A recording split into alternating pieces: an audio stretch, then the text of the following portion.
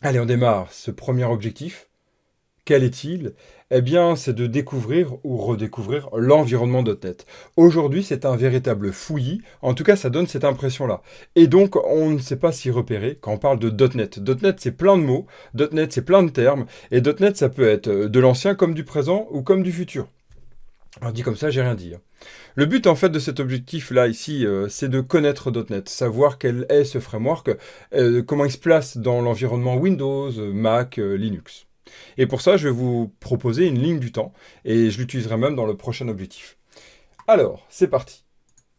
Si on prend une ligne de temps ici, on va prendre une ligne de temps donc du passé. La première version, vous vous rappelez peut-être, c'est en 2002. Hein. 2001, la toute première version bêta, mais c'est 2002 officiellement, d'ailleurs en février 2002, donc ça va faire 20 ans à l'heure où je fais cette formation. Et aujourd'hui, si on trace une fin ici à peu près, donc c'était en 2021 qu'est sortie la version .NET 6. On va voir. Donc là, c'est vraiment cette ligne de temps qui va nous guider. Premièrement, tout au début, si je dézoome un peu, voilà. Premièrement, tout au début, ce qui est vachement bien, c'est que nous, ce qui est vachement bien, je ne sais pas, ça c'est vous qui me le direz, il y en a qui disaient que c'était pas bien, c'est qu'il n'y avait qu'un seul framework qui s'appelait .NET Framework. Bon, on l'appelait .NET en fait en ce temps-là. Maintenant, il s'appelle .NET Framework pour pas qu'il y ait de confusion. Il a commencé en version 1.1, hein, ici, 1.0 même, et même bêta. Moi, je l'ai connu en bêta. Et il était pas bêta, haha, super blague. Et il s'est arrêté en version 4.8. Ok, pourquoi il y a besoin de savoir ça? Il y a un point essentiel ici à connaître, c'est que c'était que Windows. D'accord? C'était que du Windows. Et d'ailleurs, c'est ça qui a fait que on l'aimait pas trop, hein. Certains l'aimaient pas. Moi, dans mon entreprise, au début, avant que .NET Core, que je parlerai après, arrive, j'étais vraiment en difficulté de niveau commercial. Je devais viser certains types de clients, typologies de clients, et même eux allaient souvent vers du Java, J2E, par exemple, ou pour d'autres technologies orientées Linux. Donc on était assez bloqué. Et puis, il y avait cette partie que vu que c'est du Windows, il fallait avoir obligatoirement une licence. Si on faisait du web, par exemple, il fallait avoir une licence Windows Server ou Windows XP, par exemple, ou les anciens 7, etc. C'était vraiment très problématique et très bloquant. Si le client n'avait pas Windows, pour vous dire, c'était quasiment mort. Est arrivé un tout petit peu après, en fait, un framework que je vais mettre ici en gris pointillé, même s'il a toute son importance, et il est encore présent aujourd'hui, hein, encore aujourd'hui. Et d'ailleurs, vous allez voir que lui, il va vivre pas tout le temps, hein, il va s'arrêter à peu près là, on va voir. Eh bien, ce framework s'appelle .NET, non, Mono Framework. Mono Framework, en fait, il a sa version à lui, hein, vous irez voir ça, mais en fait, il est un portage de .NET. Donc on peut dire que c'est un portage, donc la version, même si c'est pas sa version à lui, mais il supporte le 4.8. En fait, le but, c'était vraiment de supporter cette version-là. Donc à chaque fois qu'il y a une mise à jour dans .NET Framework, Mono Framework se mettait à jour. Et quelle est la force de Mono, en fait? Eh bien, c'est que Mono, il était Windows et il était Linux. Et il l'est toujours. Ici, donc, on faisait quoi? On pouvait faire quoi ici comme langage dans Windows? On pouvait faire du C#, on peut toujours, hein, du VB.NET, du F#. Il y a même eu à un moment donné du J#, du C++, et il y a eu même du Python.NET, imaginez bien, et d'autres encore. Bon, ce qui reste, c'est à peu près ça, hein. Et J# est en train de mourir, hein, c'est le Java Sharp, hein, Java pour .NET Framework. C'était assez rigolo, je trouve, hein, comme clin d'œil. Le C# a été vraiment ce langage qui a été le langage phare, hein. VB.NET, c'était un clin d'œil de beaucoup de développeurs Microsoft qui venaient de VB, hein, VB5, VB6, c'était de les attirer à venir en .NET Framework par VB.NET. Moi, c'est comme ça que j'ai débuté, par en fait VB.NET, puisque j'avais appris dans ma formation le VBA. Et je me suis mis à aimer ça, parce que j'apprenais, parce que ça me plaisait. Et c'était assez puissant, je trouvais, par rapport à Excel et même l'ASP, hein, l'ASP tout court, pas l'ASPX. Et donc, du coup, je suis allé tout naturellement vers VB.NET, puis après, j'ai découvert C, puis après, naturellement, pour moi, en tout cas, c'est mon cheminement, et j'ai découvert C#, et là, je peux plus m'en passer. Même si j'aime toujours le VB.NET, je ne code plus avec, mais j'aime toujours. Bref, ici, Mono Framework, qu'est-ce qu'on a comme langage? Ce n'est que du C#. Alors, quelle techno ici on peut coder, hein, là-dedans? On peut faire donc du Windows Form, est apparu aussi du WPF, donc c'est du Windows Form amélioré, et de l'ASP.NET, et des Web API, hein. Ici, c'était vraiment grosso modo ce qu'il y avait. Ici, dans Mono, eh bien, grosso modo, vous pouvez faire quasiment la même chose. Donc, c'était de la ASP.NET. Vous pouvez faire la partie Windows Form, non, mais la partie ASP.NET, oui. Vous pouvez faire aussi la partie Web API, pas de problème. Bon, il y avait quelques tricks à faire là-dessus. Et surtout, en fait, il est utilisé, par exemple, pour Unity. Il est utilisé pour Xamarin. Il est utilisé pour Xamarin. Il est utilisé pour Godot. Godot Framework, si vous connaissez. Voilà, grosso modo. Bon, l'ASP.NET Web API, c'était assez particulier, c'était assez compliqué de le faire. Mais pourquoi pas. Il y avait des portages, ils tentaient de faire des choses là-dessus. Super. Bon, on passe à la suite.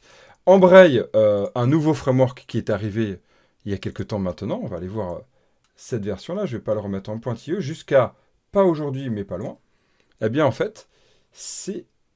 En fait, ici, je vais le remettre non en pointillé, voilà. Eh bien, c'est notre fameux .NET Core. .NET Core qui, lui, a la volonté d'être pas que Windows. Il est multiplateforme. Donc Linux, Mac. Et surtout Mac. Il est open source. D'ailleurs, ici aussi, un monoframework. De la folie, ça. On peut faire exactement cette partie-là, toujours. Extraordinaire. Waouh. Et la toute dernière version, ici, est la version 3.1. .NET Core est arrivé à vraiment chambouler, ça a été de la version 1.0. Génial. Ça va, vous tenez toujours le coup sur le côté un peu culture G historique? Bon, super. Eh bien, ici, qu'est-ce qu'on va avoir avec ça? Si vous voyez la version, si je passe sur .NET Core, ici, pardon, .NET Core, voilà. .NET Core a été créé en 2016, vous voyez la première sortie, le 27 juin. Donc ici, on pourrait dire qu'on pourrait mettre ici la date du 27 juin 2000. 27 juin, zut. 27 juin 2016. Voilà, 2016. Ok. Vous voyez à peu près toute cette activité, vous voyez à peu près le temps de développement et quand ça a apparu. Alors, dernier point qui est intéressant à noter ici, c'est quoi? C'est qu'il y a une volonté de Microsoft d'aider à la transition vers .NET Core. .NET Framework, ça y est, il est plus supporté. La 4.8 est arrêtée et puis on ne peut pas aller plus loin. Donc, comment faire après pour passer à la suite? Eh bien, on va passer à .NET Core. Et vous allez voir à .NET par la suite. Donc en fait, il y a eu un .NET qui est toujours présent, mais qui va mourir petit à petit. C'est .NET Standard. .NET Standard ne permet pas de faire de l'exécutable. Ce ne sont que des DLL. On reparlera des DLL si vous le souhaitez. Grosso modo, c'est du code qui va être réutilisable. Et en fait, .NET Core et .NET Framework sont capables d'appeler des DLL, donc du code externalisé compilé, dans .NET Standard, autant .NET Framework que .NET Standard. .NET Framework dans la version 4, 4.5. Avant, ce n'était pas possible. Et donc, du coup, ça permet de faire cette transition. En fait, l'idée, c'est de faire ça, en fait. C'est-à-dire que tout le code qu'on a en .NET Framework, on va tenter tout ce qui n'est pas exécutable, on va le mettre en .NET Standard. Comme ça, on peut créer un nouveau projet .NET Core et appeler tout le code réutilisable qu'il y avait dans .NET Framework. Et on l'a fait passer en .NET Standard. Donc, il faut vraiment créer un projet en .NET Standard pour ça. OK?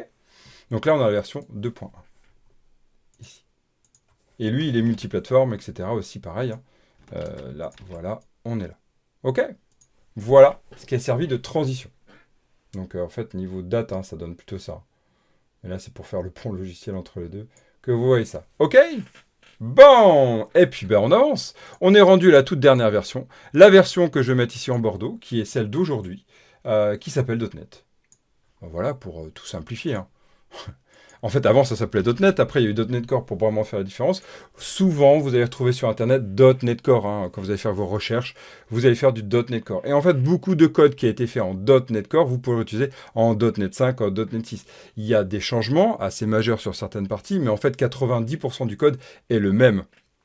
À peu près, 80-90. Donc vraiment, tout ce que vous allez voir à travers la formation, vous pouvez le faire autant en .NET Core qu'en .NET d'aujourd'hui.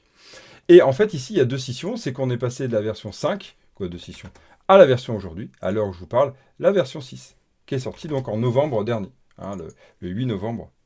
8 novembre, n'importe quoi. Voilà, 2021. OK? Donc ici, on retrouve les mêmes principes. On retrouve les mêmes principes. Et même, on rajoutera aujourd'hui, donc c'est un peu serré, là, j'ai pas trop la place, mais il va avoir la place, donc il va avoir Xamarin aussi. En fait, c'est Maui. Je vais le rajouter ici. Maui, qui permettra de faire du web, du Windows mobile. Qu'est-ce que je dis Windows Mobile? Du mobile, donc Android et iPhone. Voilà, vous avez tout l'écosystème, hein. Donc c'était 10 minutes de présentation environ pour que vous ayez vraiment ce qui se passe. Et vous sentez bien que petit à petit, pour finir là-dessus, on va passer à une transition qui va arriver petit à petit, qui va arriver là. Hein. Ça va être cette partie où on va tenter de migrer vers Mono Framework. Il n'y a plus d'intérêt Mono Framework, puisqu'en fait maintenant .NET est généralisé. Donc là, on a installé .NET 6.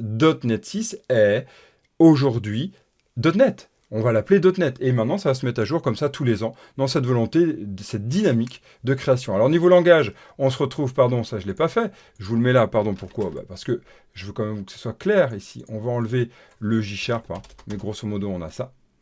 Et ici, pareil, hein, avec .NET, on se retrouve, bon, je vais le mettre à côté, je vais agrandir un peu pour que vous voyez.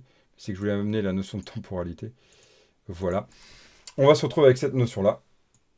Alors, il y a un dernier point qu'on peut savoir, c'est quoi que je vais vous parler, c'est le tout dernier point. Vous tenez toujours, hein, ça va, sur cette partie culture G?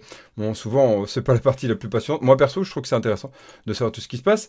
Ici, en C#, hein, par exemple, si on prend la version C#, ici, là, c'est la version 8, la toute dernière. D'accord? C'est la version 8.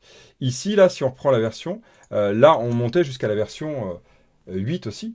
Hein, on allait monter jusqu'à la version 8. Et puis après, ici, vous allez voir en .NET 5 et .NET 6, donc, il y avait, donc là, pardon, c'était 7. Ici, c'était 8. Et du coup, ici, on montait à cette version où il y a eu un portage en fait de C#, un portage de .NET. Et là, le C# aujourd'hui, il est passé de la version 9 et maintenant 10. On est rendu à la version 10 du C#. Ok? Moi, je ne parle pas des autres, vous pourrez aller voir ça sur Internet si vous le souhaitez. Voilà sur ça. Donc, si je fais un résumé, on est passé de .NET Framework avec .NET Core, et il y avait le .NET Standard. Et aujourd'hui, on est .NET, .NET 5, .NET 6. .NET 6 est la version LTS, donc supportée sur le long terme, minimum 3 ans de support. Donc, vous pouvez y aller. Allez-y, au contraire, c'est le moment de suivre cette formation et de suivre avec .NET 6. Et vous voyez que tout va aller petit à petit vers .NET 6.